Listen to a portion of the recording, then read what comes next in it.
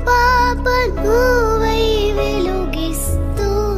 నా కలకు రంగుల మెరుపిస్తూ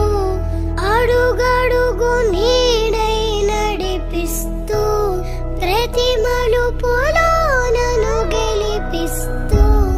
అండగా ఉండవే ఎప్పుడూ నువ్విలా పండుగై నిండవే లోపల వెలుపల నువ్వు నా తోడై లేనిదే